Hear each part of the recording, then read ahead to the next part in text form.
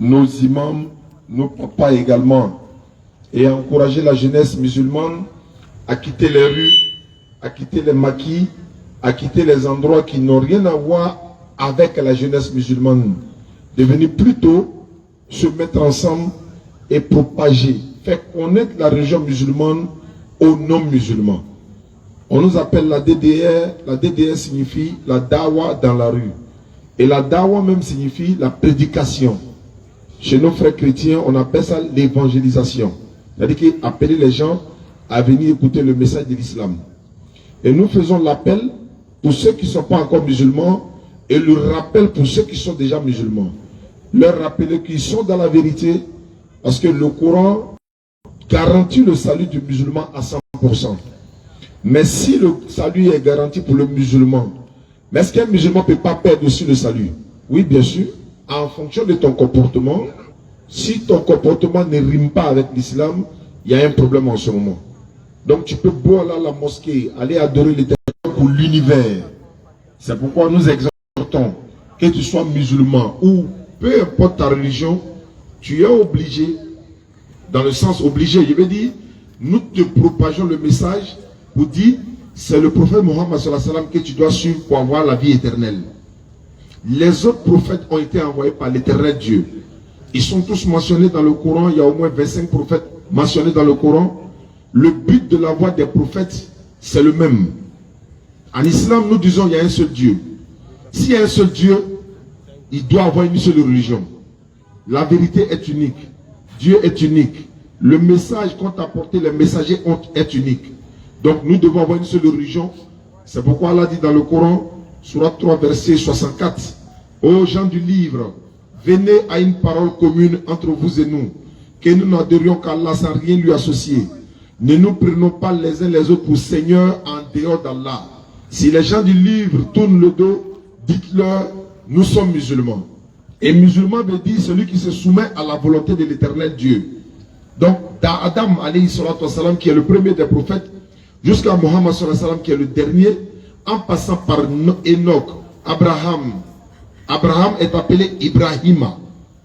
Yacoub est appelé Jacob. Salomon, on l'appelle Suleiman. Ayoub, on l'appelle Job. Joseph, c'est Youssouf. Jonas, c'est Yunus. Jean-Baptiste, c'est Yahya. Jésus, c'est Issa. Mohammed, alayhi salatu wassalam, on l'appelle Mohammed. Mais on ne l'appelle pas Mahomet. Beaucoup d'hommes ont tendance à dire non, le prophète Mahomet. Nous disons non, il s'appelle Mohammed. Parce que en islam, tel que Allah, on nous demande, mais pourquoi vous ne traduisez pas le nom d'Allah? Non, il s'appelle Allah. Allah, c'est Allah. Si tu veux traduire le nom d'Allah, peut-être que tu vas imaginer d'autres noms, l'éternel, ce sont les attributs ça. Mais son nom c'est Allah. C'est pourquoi tous les musulmans du monde, partout où tu iras sur la planète Terre, les musulmans adorent leur Dieu de la même manière. Ils se prosternent tous de la même manière, ils se dirigent dans la même direction, ils prennent l'ablution de la même manière, ils récitent le Coran de la même manière, mais après l'adoration, ils peuvent faire les invocations dans différentes langues. Sourate 14, la sourate Ibrahim, sourate 14, verset 4, Allah dit, nous avons envoyé chaque messager avec la langue de son peuple. Si nous étions à l'époque d'Ibrahim alayhi salam, on allait prier dans la langue d'Abraham. Si nous étions à l'époque de Jésus-Christ, nous allions prier dans la langue de Jésus. Mais nous sommes à l'époque de Mohammed sallallahu alayhi wa sallam. Jusqu'à la fin du monde, il n'y aura pas de prophète après lui. Lui, il n'a été envoyé à l'univers, à l'humanité tout entière. Jésus-Christ a été envoyé aux enfants d'Israël, Moïse aux enfants d'Israël, etc. Donc celui qui a été envoyé à l'humanité, et c'est lui laquelle l'humanité doit suivre pour être sauvée. Maintenant, le suivre comment et puis être sauvé comment? On le suit à travers les enseignements qu'il a laissés dans le Coran. Il a dit dans le Coran, Allah parle à travers Mohammed sallallahu alayhi wa sallam, Sourate 3, le verset 31, dit, si vous aimez vraiment Allah, suivez-moi. Moi qui? Mohammed sallallahu alayhi wa sallam. En ce moment, Allah vous aimera et il vous pardonnera vos péchés. Regarde déjà, croire, c'est-à-dire suivre le Mohammed sallallahu alayhi wa sallam, Allah vous aimera et il vous pardonnera vos péchés. Pardonner le péché, oui, sans rançon, oui, sans sacrifice, oui, sans payer une quelconque au monde ou... Non, non, non. Tu te répands, tu viens sincèrement à Allah, tu suis son messager, Allah te pardonne tes péchés. Donc les portes de la repentance sont ouvertes 24 heures sur 24 en islam. Maintenant, quand quelqu'un veut devenir musulman, alors qu'il est chrétien par exemple, nous allons lui dire de reconnaître qu'il y a un seul Dieu qui s'appelle Allah, Mohammed est son messager, Jésus-Christ est son messager. Maintenant, pourquoi celui-là, il doit attester la foi avec Mohammed sallallahu alayhi wa sallam, y compris Jésus? Parce que pour lui, il croit que Jésus-Christ est Dieu. Donc nous lui disons non, il était un envoyé de Dieu, Mohammed sallallahu alayhi wa sallam est l'envoyé de Dieu également. Quelqu'un s'est converti avec nous aujourd'hui, il était catholique. Donc on lui a dit, il n'y a pas de divinité à part Allah, Mohammed sallallahu alayhi wa sallam est son messager, Maman Marie est sa servante. Par rapport à sa croyance catholique. Des personnes se sont converties à l'islam alors qu'ils sont idolâtres, ils font de l'idolâtrie. Il n'y a pas de divinité à part Allah, Mohammed est son messager et l'idolâtrie est un péché. Donc en fonction de ta croyance, tu attestes la foi avec Allah, il n'y a pas de divinité que lui, Mohammed est son messager. Par rapport à ta croyance là, si c'est une croyance erronée, on enlève ça dans ta tête automatiquement. Voici un peu l'islam. Et Allah dit dans le Coran, nul contrainte en religion, car le bon chemin s'est distingué de l'égarement. On n'oblige pas quelqu'un à devenir musulman. Et certains disent, Mohammed sallallahu alayhi wa sallam, l'islam s'est imposé par la violence.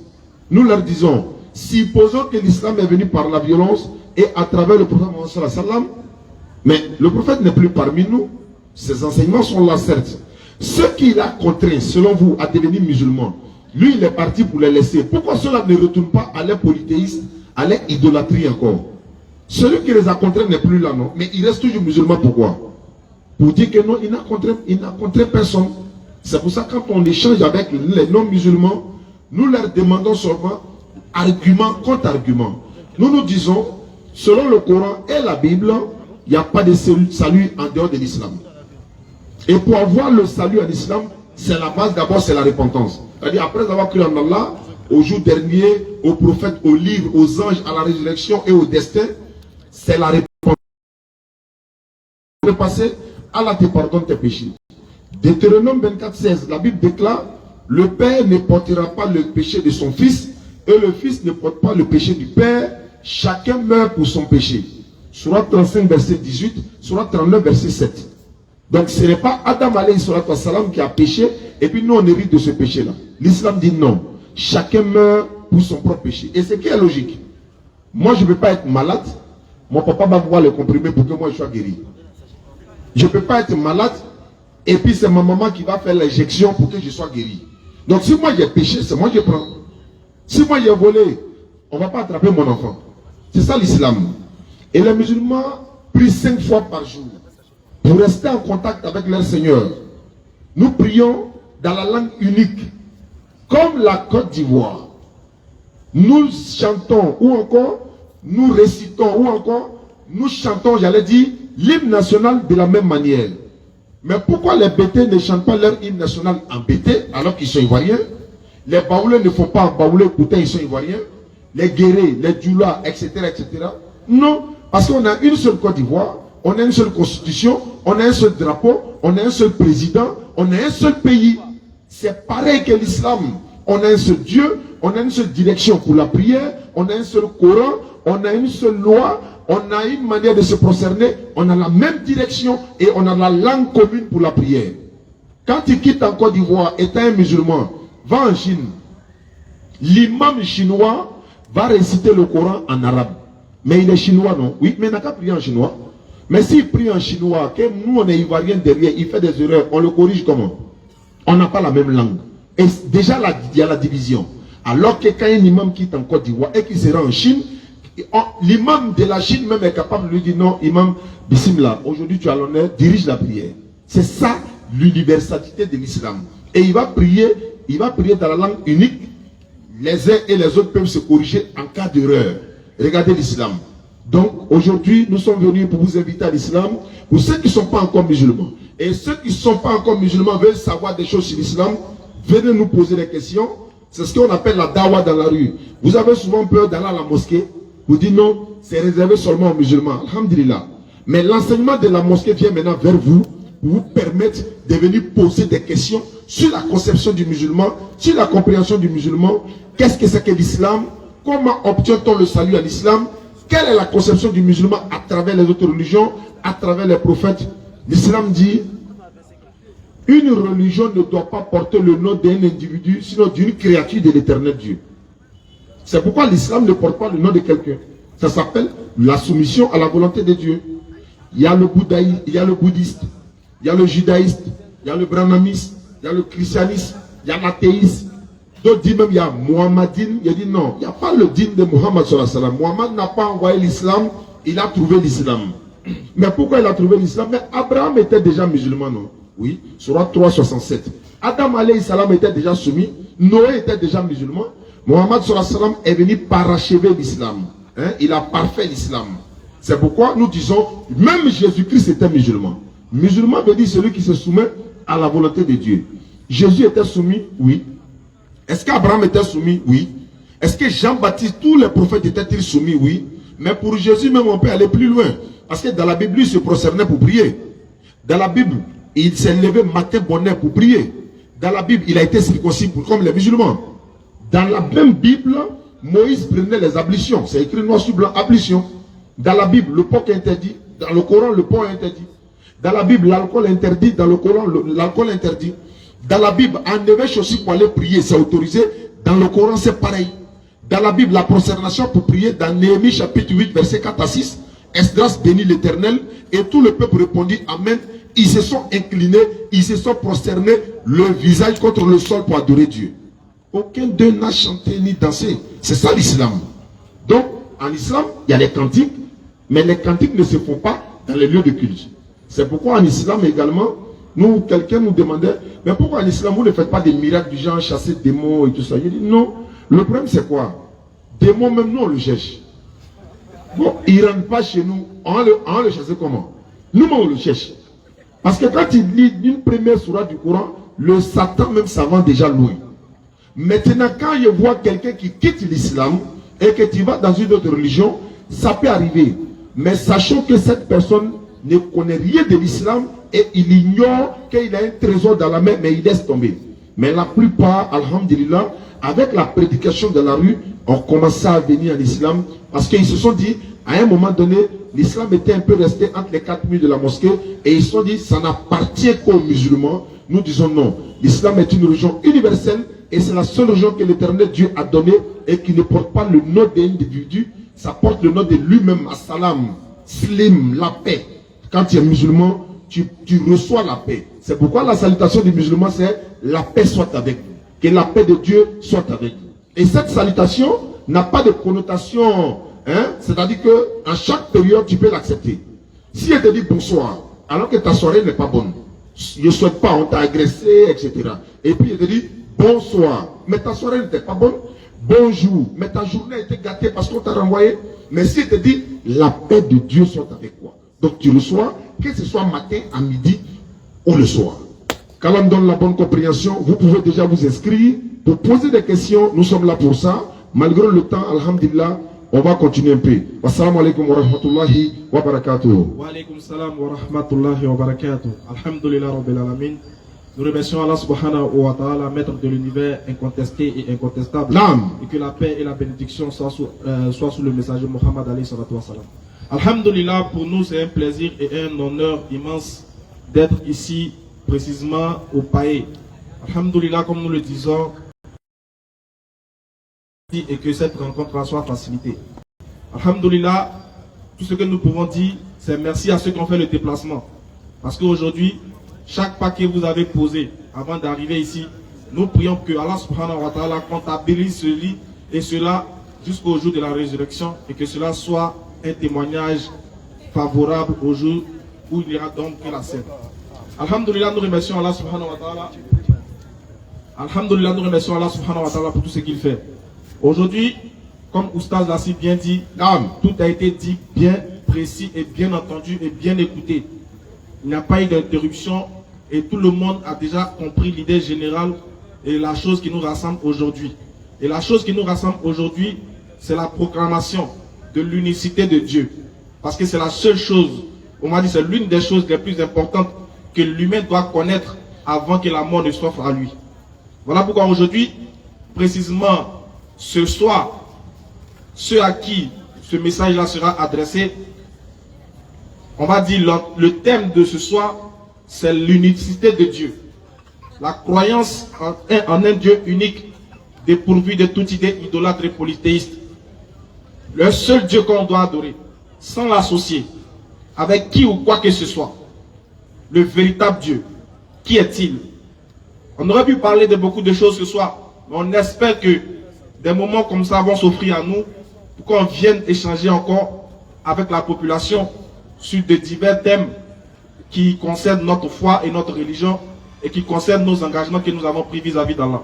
Mais ce soir, on ne peut venir ici s'adresser aux humains sans leur parler du tawhid d'Allah. Alors aujourd'hui, ce soir, comme nous l'avons dit, et comme Oustaz l'a bien détaillé, le but de ce soir, c'est de vous parler d'un Dieu unique. Celui-là même qui vous a créé et vous dit ce qu'il attend de vous. Alors il se peut qu'il y ait des gens qui ne savent pas qui est-il.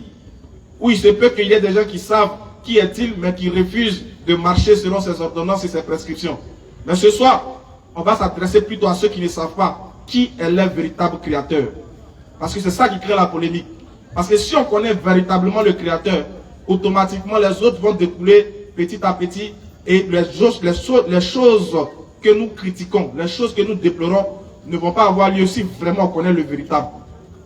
Aujourd'hui, si on se plaint des microbes, c'est parce que les microbes ne savent pas qui est le créateur. Aujourd'hui, si on se plaint des gens, si on critique des chefs d'État, ou bien si on critique même des personnes, c'est parce qu'en réalité on a enlevé de notre vie notre créateur des cieux et de la terre. On l'a enlevé de notre vie.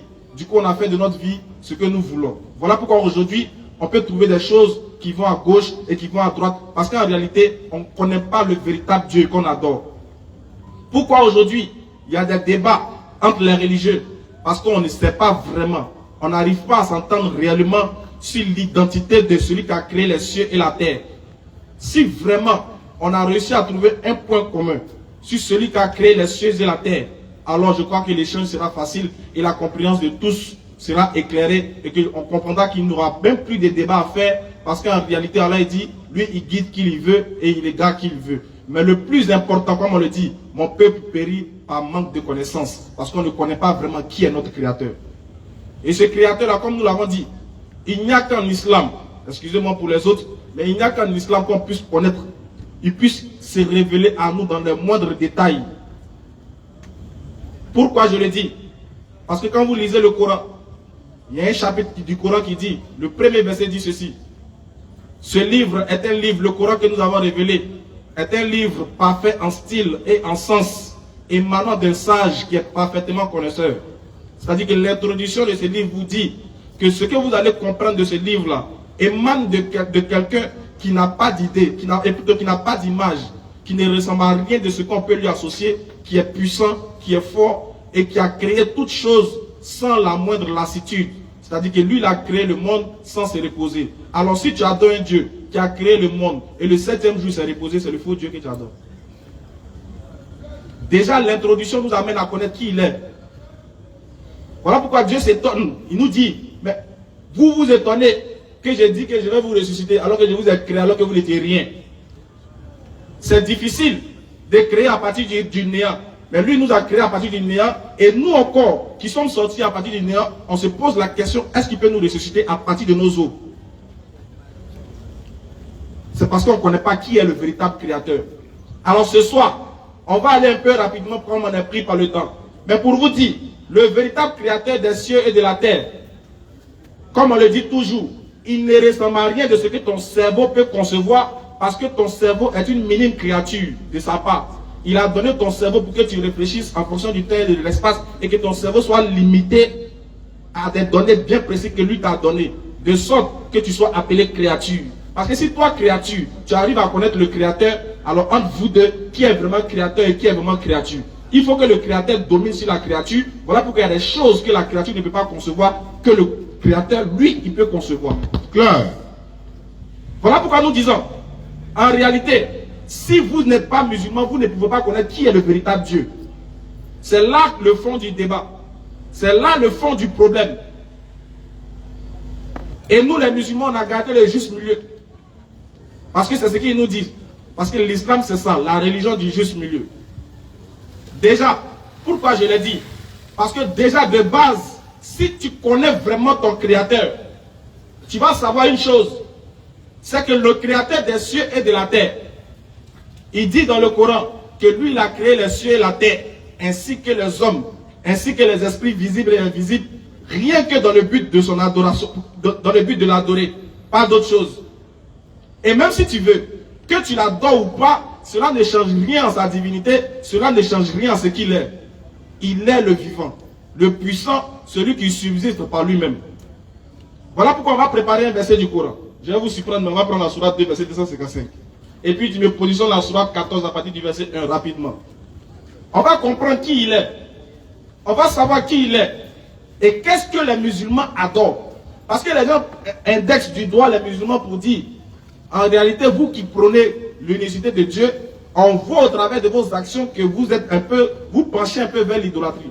Parce que ça les étonne. D'autres se moquent même de notre manière d'adorer. Ils disent qu'on met le front à terre et puis quelque chose en haut. Là, ils ne disent pas le nom. Mais ils sont choqués, pourquoi? Parce qu'on se prosterne devant quelque chose qu'on ne voit pas. Il n'y a rien devant nous, nous on se prosterne. Alors qu'eux, ils sont habitués à se prosterner devant des images. Ils sont habitués à se prosterner devant une représentation quelconque. Ils sont habitués à se prosterner ou bien à louer quelque chose qu'ils voient. Au moins une photo. Il faut qu'il y ait une photo au moins pour savoir que le Seigneur est parmi nous. Donc pour eux c'est bizarre. Comment les musulmans ils vont à la mosquée, tout est silence, il n'y a pas de délivrance là-bas. Comme Moussa le disait, pour qu'on chasse le démon, il faut qu'il soit là-bas. Non, si on ne le chasse pas, c'est parce qu'il n'est pas là-bas. Mais c'est parce que, pourquoi il le dit? Parce que le véritable créateur des cieux et de la terre, son adoration doit être une adoration spéciale. Non. On n'a pas besoin d'image, on n'a pas besoin de le matérialiser ou de le caricaturer pour dire, en réalité, nous sommes dans la sincérité de notre adoration. Non. Voilà pourquoi Allah dit dans la sourate 14, à partir du verset 1, rapidement, qu'est-ce qu'il dit? Sourate 14, à partir du verset 1. Alif Lam Ra. Vas-y. Voici un livre que nous avons fait descendre chez toi. Dieu dit à son messager, traduction française, c'est le Coran en ligne. Voici un livre que nous avons fait descendre sur toi, le prophète Muhammad, paix et bénédiction. Afin que par la permission de le Seigneur, par la permission de celui qui a créé les cieux et la terre, par la permission de celui qui oriente le vent quand il veut et comme il veut, afin que par la permission de le Seigneur, tu fasses sortir les gens des ténèbres vers la lumière. Ah, voilà la mission. Tu fasses sortir les gens des ténèbres à la lumière. C'est-à-dire, n'est que ténébreux celui qui croit que Dieu a une image. N'est que ténébreux celui qui croit que Dieu est un humain. Voilà pourquoi je dis toujours, si tu crois que Dieu est venu sous forme humaine et que ce Dieu a eu une couleur de peau, c'est un Libanais. C'est pas Dieu. Et les gens disent que moi, ma bouche parle mal. Donc de me taire. Parce que je dis, moi en tant qu'un noir, je ne peux pas adorer un Dieu blanc. Moi en tant qu'un noir, je ne peux pas adorer un Dieu blanc. Et au jour de la résurrection, si Dieu est blanc, il lui posait cette question. Il a dit, oh, vieux mort, quand toi tu es venu sur la terre, pourquoi c'est la peau blanche que tu as vu pour prendre? Pourquoi toi tu as regardé ces blancs tu aimes? Pour moi, c'est les blancs tu aimes. Alors qu'on dit que c'est Dieu-là qui a créé toutes sortes de races. Allah dit dans le Coran, dans la variété de vos idiomes et de vos couleurs, il y a de cela un miracle pour Dieu. Donc ça sera inconcevable pour moi en tant qu'individu noir d'adorer un Dieu blanc. Ça sera aussi inconcevable pour un blanc d'adorer un Dieu qui est noir. Voilà pourquoi nous disons, c'est vrai que ça choque, mais le but n'est pas de choquer pour choquer. Le but est de choquer pour prendre conscience. Parce que c'est-à-dire que le véritable humain qui a vraiment pris conscience, c'est celui qui sait qui il adore. Voilà pourquoi Allah dit, voici comment il s'est présenté à nous les musulmans. Voici ce qui nous réconforte, nous les musulmans, pour dire qu'on est dans la vérité. Parce qu'on connaît notre véritable créateur. Il s'est présenté à nous sans se cacher. Vas-y, Sourate 2, verset 255. Allah. Il dit, le Dieu que les musulmans adorent de base, il s'appelle Allah. Allah. C'est son nom propre. Il dit, il s'appelle Allah. Votre Vas-y. divinité à part lui. Il met quiconque au défi de prouver qu'il y a une autre divinité à part lui. Il dit point il n'a pas dit pas. Il dit point. C'est-à-dire que jamais. À part lui, il n'y a pas un autre Dieu qu'on doit adorer. C'est-à-dire si tu es musulman, que tu as un petit condron dans ton lit là-bas, il faut changer. Si tu es musulman, que tu vas voir aussi, tu dois faire d'autres adorations à part lui. Commence à te repentir dès ce soir. Il dit Allah, point de divinité à part lui. C'est-à-dire que lui, il ne partage pas son truc. Il est Dieu lui seul. Il n'est pas Dieu à demi. Il poursuit. Le vivant. Il dit qu'il est le vivant. Voilà pourquoi j'ai dit, si vous adorez un Dieu qui a goûté à la mort nette, c'est un Libanais que tu adores. Non. Adama, on peut faire ça. Funérailles de Dieu. Et Dieu est mort, Seigneur. Dieu, notre Dieu ne peut jamais mourir. Il dit il est le vivant, il ne goûte pas la mort. D'ailleurs, il nous a donné la mort pour qu'on puisse avoir la crainte, on puisse avoir peur de lui. Quand il pense à la mort, il dit, c'est quelqu'un qui va m'arracher mon âme. C'est quelqu'un qui va m'arracher mon âme. C'est quelqu'un un jour qui va me donner la mort. Alors celui qui va me donner la mort ne peut pas lui-même se laisser massacrer par l'œuvre de sa créature. Mon Dieu que j'adore ne peut pas mourir. Continue frère. Allah. Point de divinité à part lui. Point de divinité à part lui. Le vivant. Il est le vivant. Celui qui subsiste par lui-même. On dit qu'il subsiste par lui-même. Allah il dit, lui ne dépend pas de quelqu'un. C'est-à-dire que c'est lui qui donne à manger, c'est lui qui nourrit, c'est lui qui contraint. C'est que s'il veut ce soir là, la pluie là arrive et puis c'est fini, nous tous on rentre chez nous. Il dit il subsiste par lui-même. Il n'a pas besoin de quelqu'un pour être quelqu'un. Alors que nous, on a besoin des uns et des autres pour être quelqu'un. Voilà pourquoi on dit l'humilité précède la gloire. Il faut être humble, les hommes vont t'aider, tu vas devenir quelqu'un. Mais Allah il dit, lui il subsiste par lui-même. Vas-y. Al-Qayoum. Il est Al-Qayoum, vas-y. Ni somnolence. Il dit ni somnolence, c'est-à-dire que lui là, c'est-à-dire l'envie d'avoir sommeil ne vient pas à lui. Il dit ni somnolence, Ni sommeil. ni sommeil Ne le saisissent. il ne dort pas. Voilà le Dieu des musulmans. Il ne dort jamais. Imaginez-vous un peu que Dieu dort. Ça vous fait rire. Les mamans, imaginez que Dieu dort. Alors que Satan lui ne dort pas. Hein. Mais imaginez-vous que Dieu dort, subhanallah.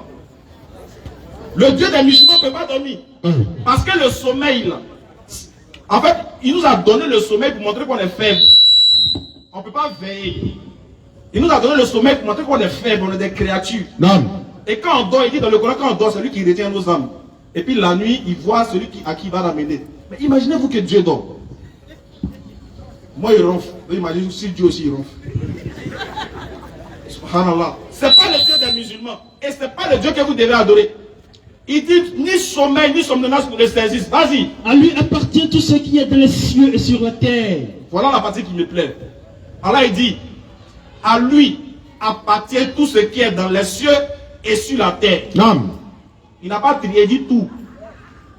Il n'a pas dit un peu. Il dit, à lui appartient tout ce qui est dans les cieux et sur la terre. C'est-à-dire que même le mécréant appartient à Allah. Il dit, à lui appartient tout ce qui est dans les cieux. Alors on se pose la question, si c'est à Allah appartient tout ce qui est dans les cieux et sur la terre, et que toi tu refuses de l'adorer, tu fais quoi sur sa terre? Question. Tu refuses d'adorer Allah? Oui. Il dit, mais c'est pour lui la terre. Tu fais quoi dessus? Quand tu n'aimes pas une femme, tu ne manges pas sa nourriture. Bon, tu n'aimes pas Allah, tu fais quoi sur sa terre alors? Cherche-toi une autre terre. Mais tant que tu es sur la terre, il dit, toi-même tu l'appartiens. Il dit, tout ce qui est sur la terre et dans les cieux l'appartiennent.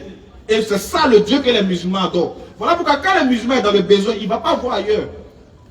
Il ne va pas voir chez quelqu'un d'autre. Il ne va pas voir d'autres divinités. Parce qu'à Allah appartient tout. Donc si je veux l'argent, je vais voir le propriétaire de l'argent. Si je veux un enfant, je vais voir le propriétaire des enfants. Si j'ai besoin de prospérer, je vais voir celui qui donne toutes choses. Je n'ai pas besoin d'aller voir quelque chose d'autre. Parce que la chose que je vais implorer en dehors d'Allah n'appartient pas à tout. Et la chose même appartient à Allah. Allah il dit, les dieux que vous adorez en dehors de lui, même si une mouche les arrache quelque chose, il ne peut pas récupérer la chose. Il compare vos divinités à des mouches. Il dit, même si une mouche vient prendre quelque chose, comment tu peux adorer un Dieu que toi-même tu as taillé? Nous aussi on est bizarres. On prend bois, on taille, on donne œil, 2 yeux, un nez, une grosse bouche. Et puis on habille ça de coris rouge, tissu rouge, on verse huile rouge dessus. Et puis on met ça au carrefour. Quand il pleut, c'est nous on coupe pour aller soulever notre Dieu. Et Imagine-toi un peu, il pleut, tu cours, tu t'en vas enlever ton Dieu sous la pluie. Et toi-même, le juste est chaud sur toi, qui va t'enlever? Naam. Prenons conscience dès ce soir. Voici le Dieu que les musulmans adorent. Il ne ressemble à rien. Vas-y, frère. Ni somnolence, Il dit ni somnolence, ni sommeil ne le ni saisisse. sommeil ne le saisisse. Vas-y. À lui appartient tout ce qui est dans les cieux À lui appartient tout ce qui est dans les cieux et sur la et terre. sur la terre. Vas-y. Qui peut intercéder auprès de lui sans sa permission? Il dit qui peut parler sans que lui n'ait permis. D'ailleurs, même moi, je vais faire bouche à ça parce que lui il veut. C'est que si se fâche le sol et me rend bobo, personne ne peut faire quelque chose. S'il veut, il me donne la mort tout de suite. Les frères, sur la terre, ici, si tu as tué quelqu'un, il y a enquête. N'est-ce pas? Il y a enquête. Si on t'attrape, on te met au procès. La cour va apprécier. Mais si Dieu nous tue là, pourquoi on porte plainte chez qui? Quand là il nous tue, on porte plainte chez qui? Personne. C'est pour dire c'est lui le Kankamba. Vous qui êtes dans le quartier ici là, les petits là, ça vous y parle. Qui vous jouez les champions, qui piquaient les gens là, qui donnaient la mort aux gens là.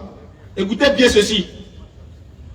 Vous donnez la mort aux gens, vous agressez les gens, vous piquez les gens, vous les égorgez parfois. Mais sachez qu'un jour, il y a un qui va vous prendre aussi. Alhamdulillah. Et puis personne ne va parler. Qu'Allah donne la bonne compréhension. Amin. Qu'Allah fasse de nous des musulmans sincères et pieux. Amin. Qu'Allah nous pardonne toutefois qu'on est sorti pour aller adorer d'autres divinités. Naam. Qui nous ramène dans la droite ligne de l'islam. Naam. Et qui fasse de nous des musulmans sincères et pieux. Comme on me fait signe que le scanner est déjà ouvert, Naam. alors on va passer directement à la série des questions. On espère encore échanger. Excusez-moi si je vous ai offensé. Je suis un enfant. Qu'Allah nous pardonne et qu'Allah fasse de nous des musulmans sincères et pieux. Merci beaucoup. Salam alaikum. Inscrivez-vous pour les questions. Tout le monde peut poser des questions. Ce n'est pas seulement une conférence pour les musulmans. C'est une conférence à ciel ouvert, c'est pour tout le monde. Tout le monde peut poser des questions. Si on n'a pas les réponses aux questions, nos imams sont là, Inch'Allah. Allons-y. Assalamu alaikum wa rahmatullahi wa barakatuh. Wa alaikum salam wa rahmatullahi wa barakatuh. On va appeler le frère Pénaud. Le frère Pénaud est demandé. Venez poser des questions. On est là pour échanger et se faire comprendre. Le frère Pénaud est là.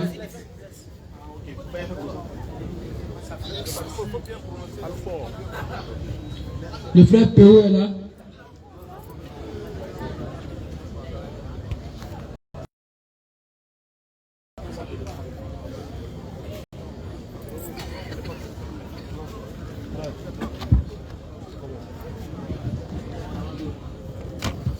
Bonsoir, cher ami. Oui, bonsoir. Bonsoir. Ok, allons-y. C'est la série des questions-réponses. Okay.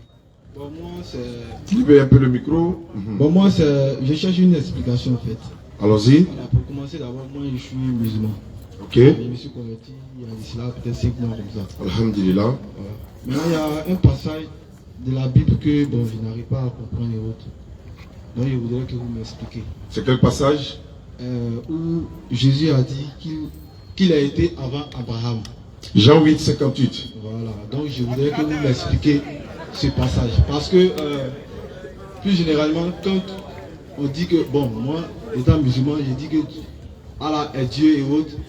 Maintenant, les chrétiens me disent que ce passage-là, où Dieu a dit qu'il a été avant Abraham, Où Jésus dit, voilà, Jésus a dit que Dieu, il a été avant Abraham.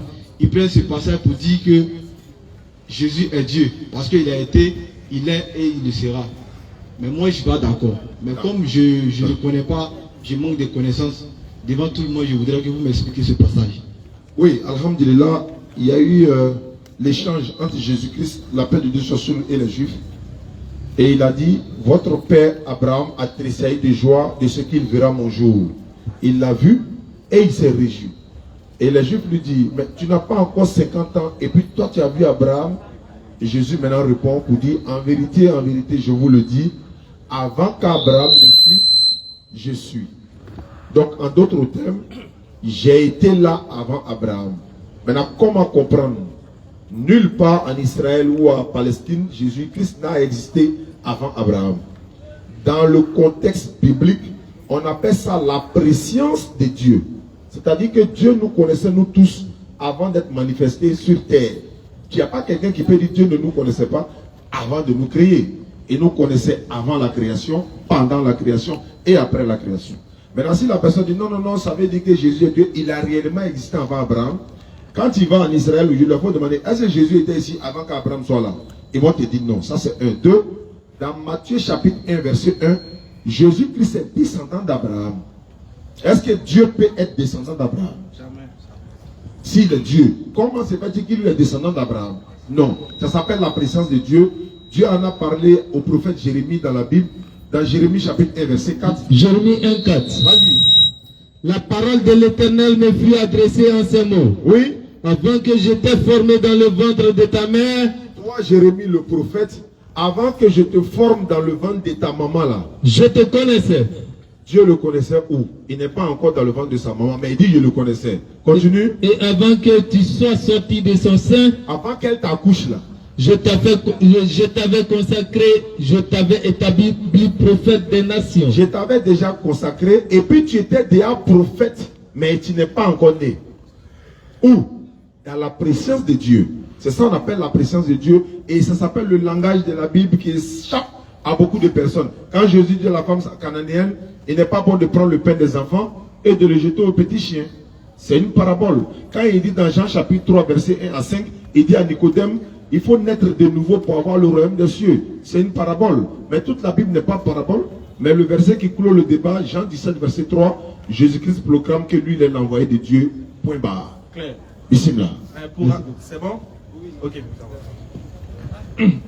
Prochaine question. Prochaine question, si on a rapidement, Inch'Allah. Le frère Yahweh a demandé. Le frère Yahweh a demandé pour poser sa question rapidement. On peut ne pas tout savoir, hein. On peut se tromper également. Donc, venez au Le frère Yahweh a demandé. Assalamu alaikum. Wa alaykum salam. Tout d'abord, je vous remercie. Parce que vraiment, grâce à vous, aujourd'hui, je sais là où je suis. Alhamdulillah. Alhamdulillah. Sincèrement, mon papa était musulman. Moi-même, je suis né musulman, mais il priait, je ne sais pas ce qu'il faisait en fait. Parce que je ne comprenais rien. Sincèrement. Pourquoi je ne suis pas allé de l'autre côté? Parce que je suis quelqu'un qui n'aime pas bruit. Là où il y a bruit, je n'aime pas trop. C'est pourquoi je ne suis pas allé à l'église. Sinon, il y a longtemps, je suis là-bas. Mais depuis que j'ai commencé à vous suivre, j'ai vu que sincèrement, l'islam est sur la vérité. Takbir. Allah Akbar. Alhamdulillah. Moi-même, je suis là, je me demande, je dis attends. C'est que moi-même, je suis sur la bonne voie et puis je suis en train de m'amuser.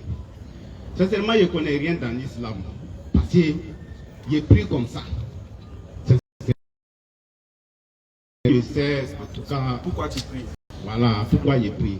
Sinon, il y a plein de gens qui sont dans la famille, beaucoup vont à l'église, parce qu'il y a mes nièces, non, ils ne trouvent pas la santé, donc ils sont à l'église. Mais moi, je dis non. Sincèrement, ce soir, je vous remercie, vous savez, surtout Simalaka. Merci à tous. C'est grâce à vous tout ça là. Sinon, depuis je suis égaré. Ça arrivait un moment où même je prie, mais je ne sais pas ce qu'il faisait. Naam. Alhamdulillah. Voilà.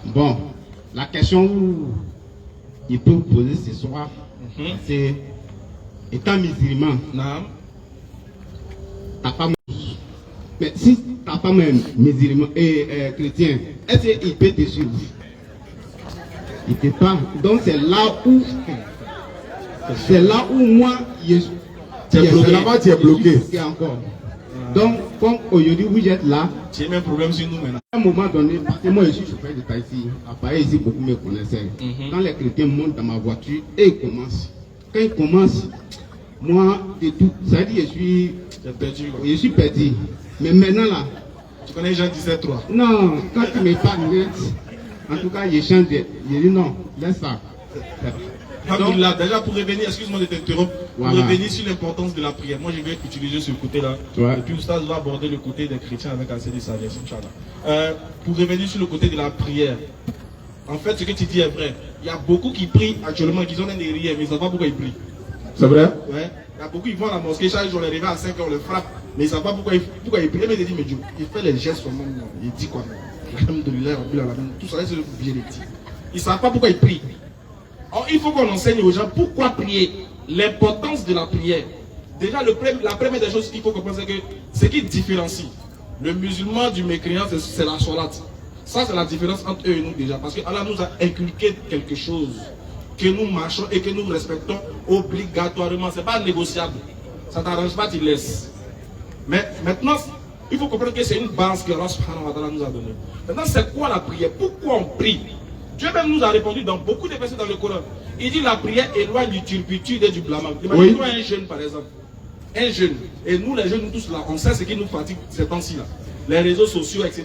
Le monde, la mode, vouloir entrer dans la tendance, etc. etc. Souvent on a des djinns même qui fatiguent nos soeurs ainsi que nous-mêmes. On est séduit par le bon visage, par le faux brillant de ce monde-là.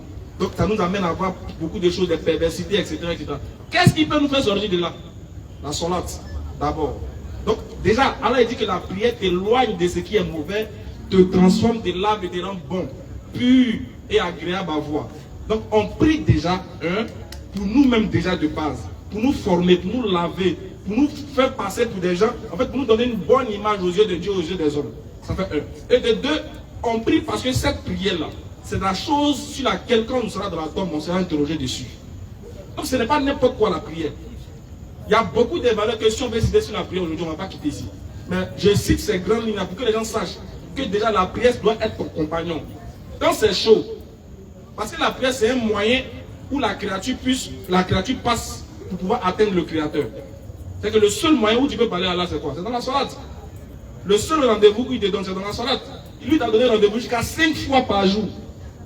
Frère, imagine quelqu'un qui se réveille, il prie. 13 h, il prie bien concentré. 16 h, il prie. Il a quel temps pour aller boire Belé? Il a quel temps pour aller jouer l'auto? Il a quel temps pour aller regarder Nouvelas? Parce qu'il sait que les prières là, il doit les faire normalement.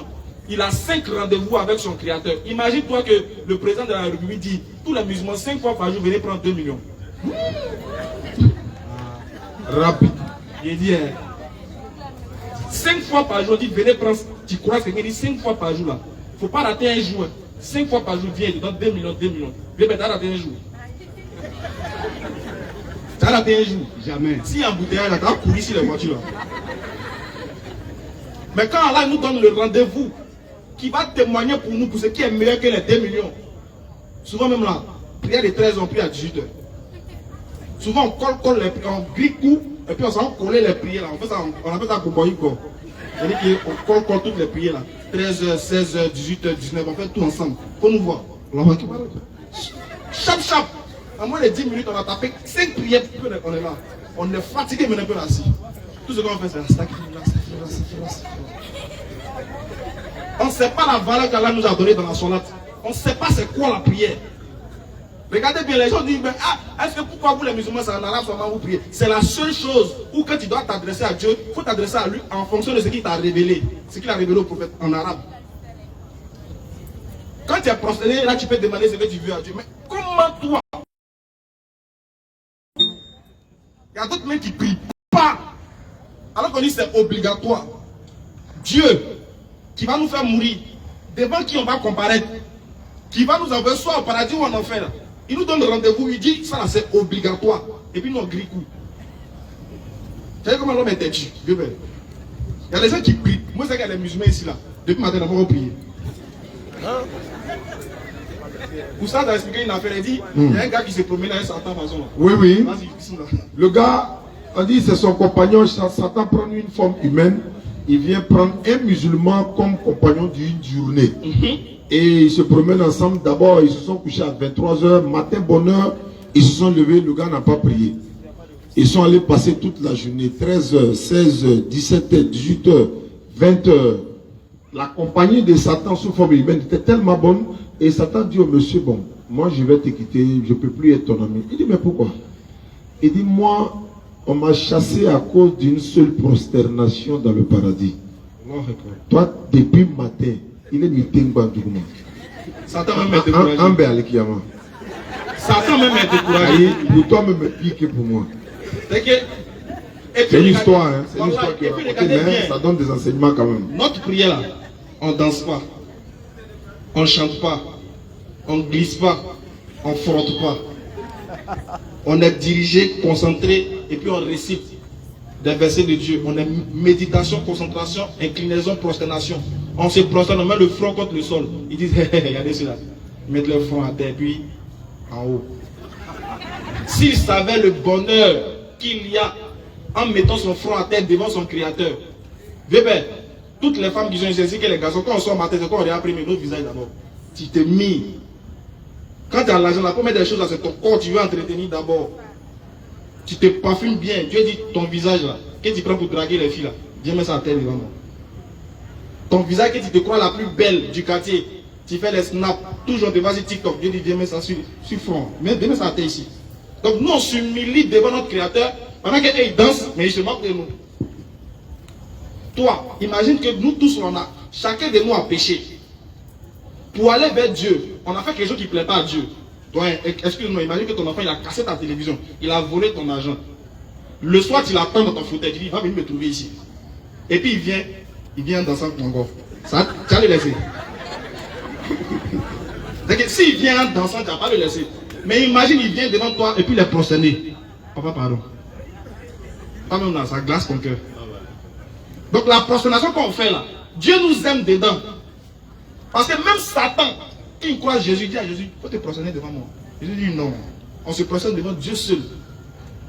Donc celui qui se moque du musulman parce qu'il se prosterne, il faut dire alhamdoulilah. Lui, il n'a rien compris dans le film. Voilà pourquoi là, il dit quoi ici? Dans la sourate 25, verset 77. Vas-y. Dis, Allez, dis. mon Seigneur ne se souciera pas de vous sans votre prière. Allah Akbar. Allah il dit, lui il ne va pas se soucier de nous sans notre prière. C'est-à-dire que pour que Dieu te regarde, il faut prier. Voilà pourquoi il dit, il répond à celui qui l'appelle à celui qui le prie quand il le prie. Donc c'est-à-dire que pour que Dieu puisse être ami avec toi, il soit à côté de toi, il fasse ce que tu veux là. Il faut faire ce que lui veut. Voilà un peu le contrat. Donc nous tous on doit prendre la prière au sérieux et ne pas négliger cette prière là. Voilà l'importance de la prière. Et qu'à la face de nous des musulmans vraiment aguerris dans la prière et ayons le courage de toutefois prier à l'heure, au moment bien précis et de la bonne manière. Alhamdulillah, et le frère, j'ai beaucoup entendu, il est dit souvent qu'un homme musulman peut marier une femme chrétienne, mais un homme chrétien ne peut pas marier une femme musulmane.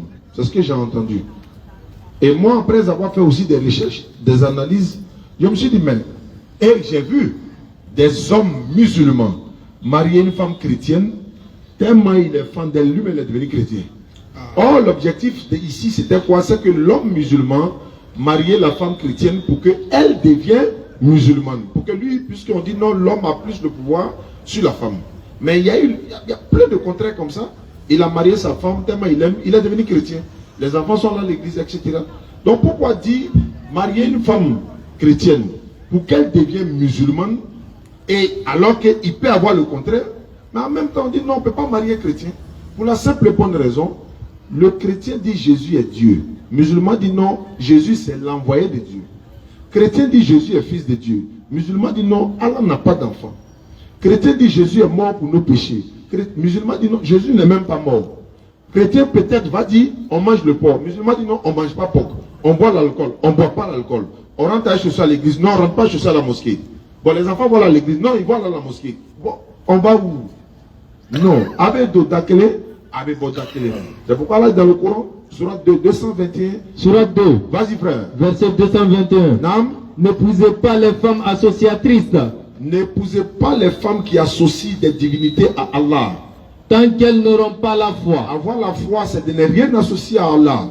Et 7. Certes, Une esclave croyante une esclave qui croit en Allah au jour dernier, qui est croyante, qui a la foi, vaut mieux qu'une associatrice, elle est 10 fois mieux qu'une associatrice.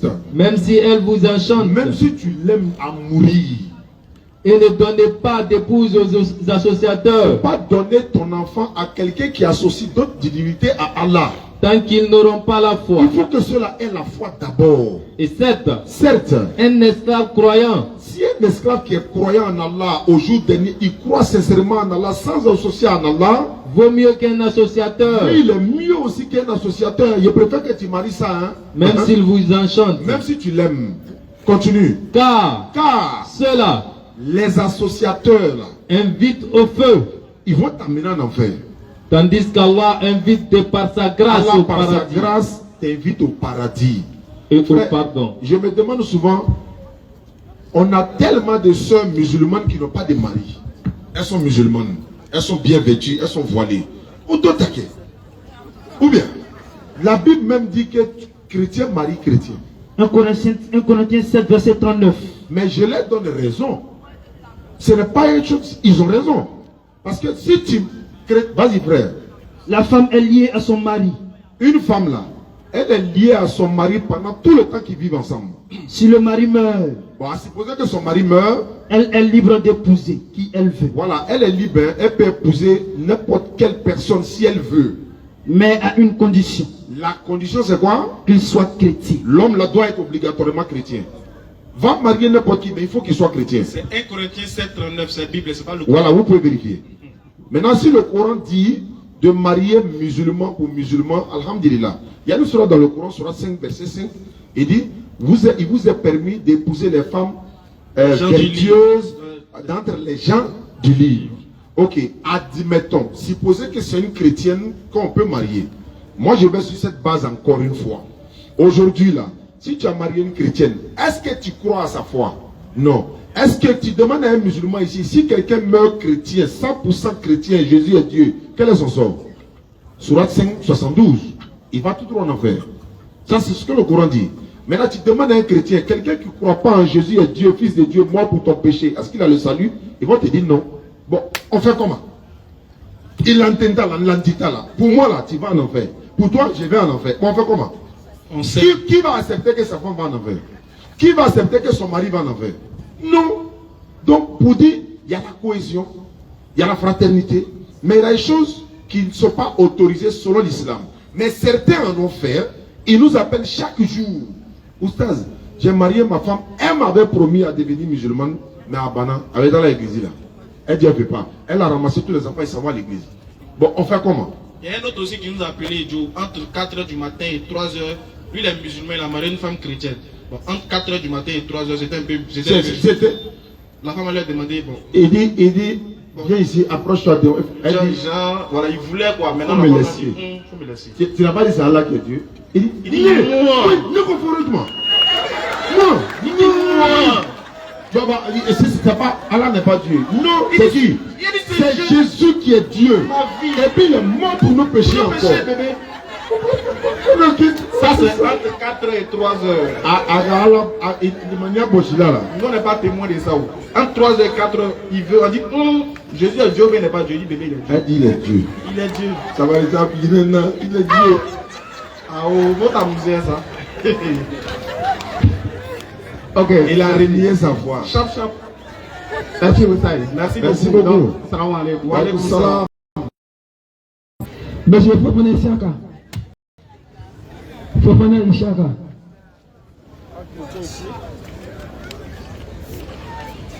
S'il y a des gens qui veulent poser des questions, vous pouvez vous inscrire rapidement ici par les questionnaires et puis vous venez poser votre question. Salam alaikum.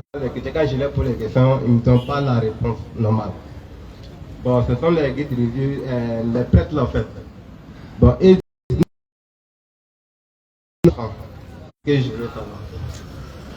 En tout cas, le mariage est autorisé dans la Bible. La polygamie même est autorisée dans la Bible. Donc, s'ils ne se marient pas, peut-être que c'est dans leur conception, peut-être que c'est eux-mêmes qui se sont dit, bon, on va vivre dans la vertu, on va vivre dans la pureté, dans la sainteté, etc. etc. Je n'ai pas encore vu dans la Bible où on dit, il ne faut pas un prêtre pas se marier. Je répète encore, mais il ne faut pas, ça dit qu'il ne faut pas juger le mariage et la polygamie également.